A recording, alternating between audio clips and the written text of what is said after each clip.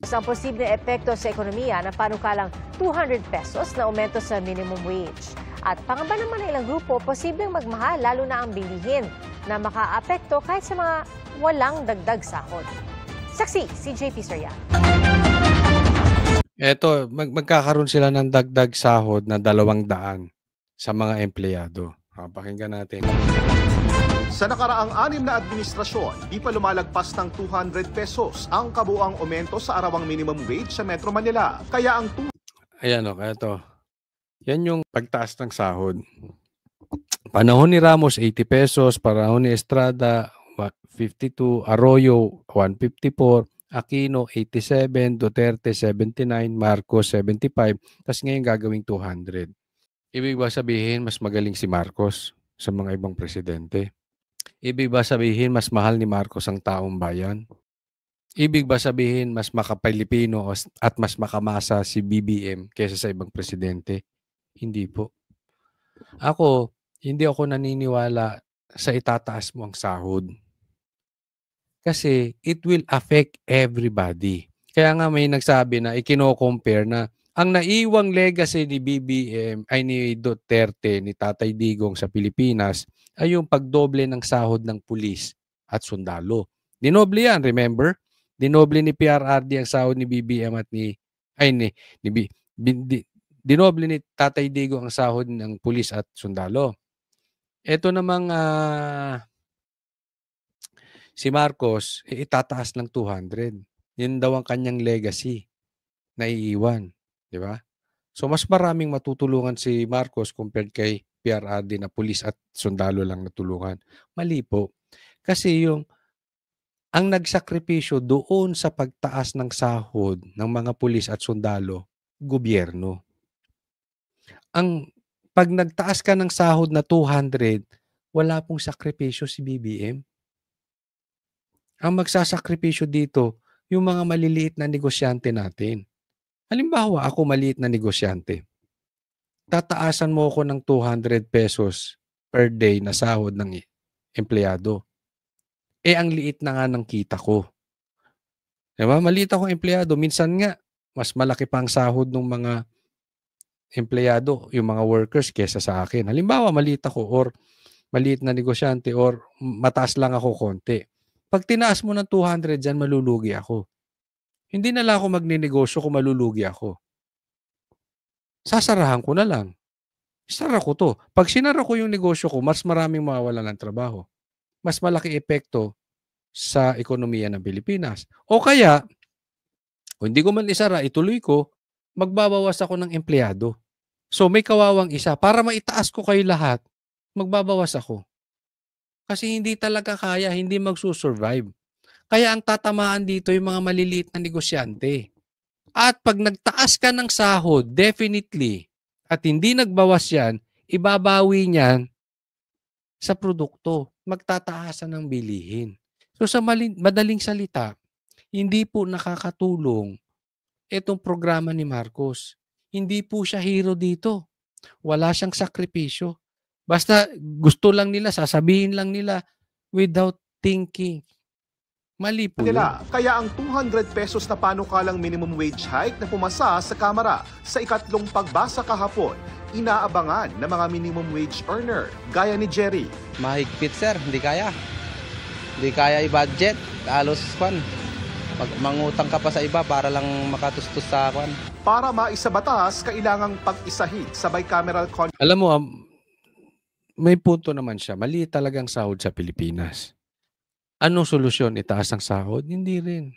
Marami sa inyo matatanggal. Mas mabuti na yung maliit kaysa matanggal kayo. Ang solusyon diyan, pataasin ang ekonomiya.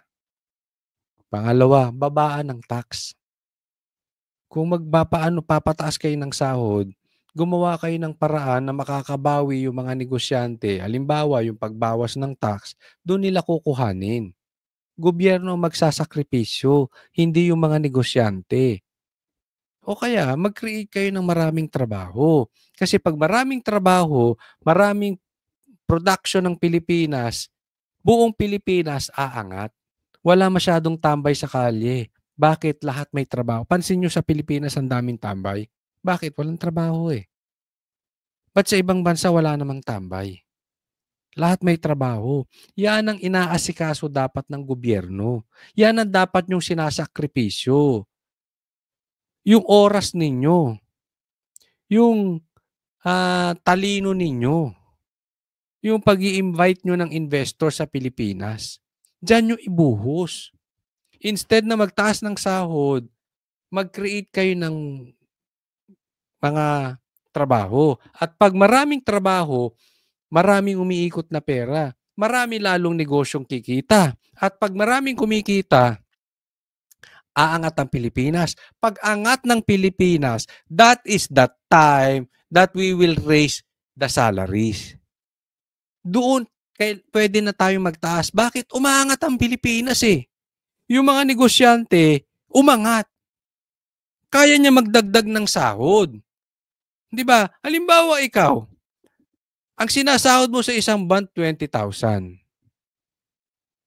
Di ba?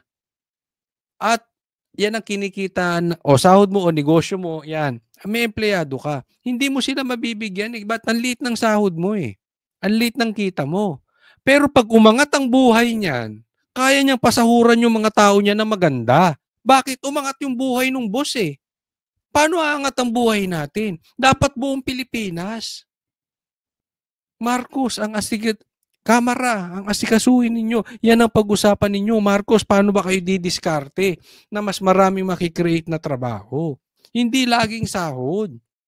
Kasi ang pagtaas ng sahod, yan ay trabahong tamad. Pinapasa nyo yung burden sa mga negosyante. Conference Committee ang mga bersyon ng Kamara at Senado. Nauna nang nagpasa ang Senado ng 100 pesos na minimum wage hike.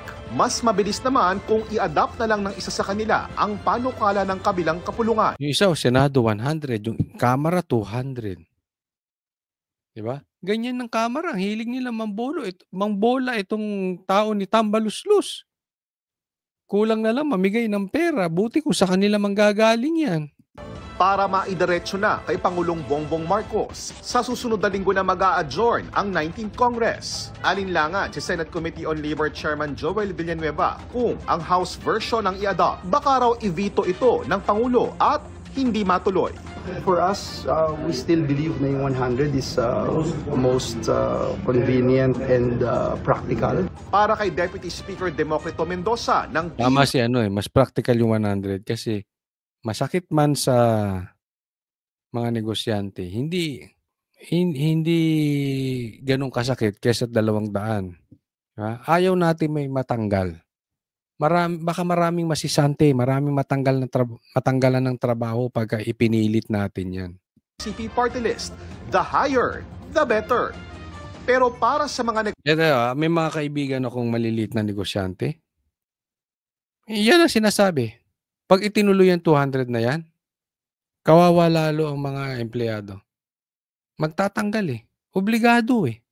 negosyante at namumuhunan, pwedeng bumilis ang pagtaas ng presyo ng bilihin, umatras ang mga mamumuhunan at magsara ang maliliit na negosyo na di kayang magbigay ng dagdag sahod. Tataas yung presyo nila. Kung hindi na kayang bilhin yung presyo nila, magbabawas ng tao. Pag nagbawas ng tao at hindi pa rin kaya, magsasara. Wala na tayong magagawa. Pipilitin natin dagdag na lang ng Alam mo, mas masama yun eh. Pag nagsara, mas maapektuhan ang ekonomiya natin at yung mga manggagawa. Tayo ng sales. Kung hindi, magkuha tayo ng ibang items.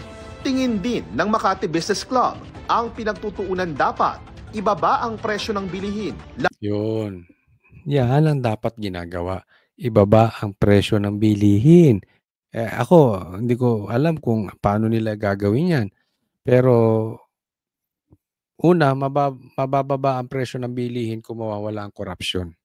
Tulad na lang sa bigas. Di ba? Sinasabi magkano lang binibenta ng magsasaka tapos pagdating sa merkado ang taas. Meron pang nag-hoarding, tinatago yung bigas para pag kinulang, bababa ang presyo at sa kanila itataas. Pagtaas ng presyo sa kanila ilalabas. Mayroon pang gimmick na ganyan eh. Yung yan nga, corruption, di ba? Ang problema natin dito, makikooperate kaya ang gobyerno para pababain ang presyo ng bilihin? Una, dapat magbaba din sila ng tax, no? Pero definitely yung mga negosyante natin hindi yan makakapagbaba ng presyo kung walang tulong coming from the government. The government should sacrifice. Hindi pwedeng utos lang yan. Sasabihin mo, halimbawa, kinuha ko tong baboy na halagang 200. Tapos sasabihin mo, ibenta ko ng 220 lang. 20 pesos tutubuhin ko.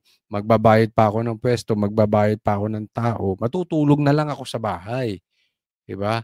Kung hindi naman realidad, hindi naman realistic yung mga gusto nyong baba namin ng presyo, wala. Tulungan nyo kami. Gobyerno, tulungan nyo kami para may baba namin yung presyo namin. Lalo na ang pagkain. Hindi raw sila tutol sa pagkataas ng sahod, pero dapat daw ipaubaya ang usapin sa mga regional wage board na pinag-aaralan ang cost of living sa isang lugar. Ayon naman sa Philippine Chamber of Commerce and Industry, ang mga nasa formal sector lang ang makikinabang sa aumento sa sahod. Pero ang dagdag presyo sa bilihin na posibleng idulot nito, mararamdaman din nila at ng mga manggagawa sa informal sector. Ayon sa Malacanang, kaya nga walang mabuti dudulot niyan eh. Tataas din ang presyo, di ba? Ganun din. pag-aaralan ng Pangulo ang panukala. Nais po ng Pangulo na maibigay kung ano po ang makakabuti sa mga manggagawang Pilipino. Titignan ng lahat ng aspeto at ang concerns ng lahat ng stakeholders. Talaga lang ha? Talaga lang, Claire ha? Talaga lang ha, pag-aaralan ng Pangulo ha? Sigurado ka dyan? Ang concerns ng lahat ng stakeholders.